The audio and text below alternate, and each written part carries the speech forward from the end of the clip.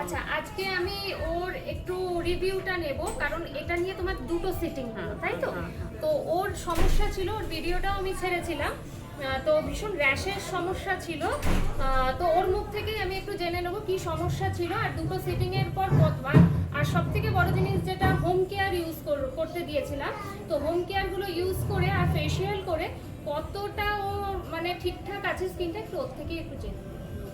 দুটো সিটিং নেওয়ার পরে অনেকটাই বেটার আছে। কারণ আমার আগে যে সমস্যাটা ছিল, পুরো মানে রোজটা লাগলেই লাল হয়ে যেত, মানে র্যাশ বেরোতো, সেই প্রবলেমটা অনেকটা মানে ওখান থেকে অনেকটাই মুভ করে ফেলেছে, একটা বেটার। আর ফেসিয়াল হচ্ছে এমন একটা মানে ট্রিটমেন্টই আমি বলতে পারি যে একটা ফেসিয়াল করলাম, বাড়িতে কিছু ইউজ করলাম না, আমার একদম ঠিক হয়ে যাবে, সেটা কিন্তু কোনো সময় না। তোমাকে ফেসিয়াল সিটিং অনুযায়ী নিতে হবে, কারুর হয়তো 4টে, কারুর 8টা, এরকম সিটিং চলে। এবং বাড়িতে হোম কেয়ারগুলো যেগুলো দেওয়া হয়, সেগুলো যদি ঠিকঠাক ইউজ করা হয়, আস্তে আস্তে রিকভার হয়ে যায়।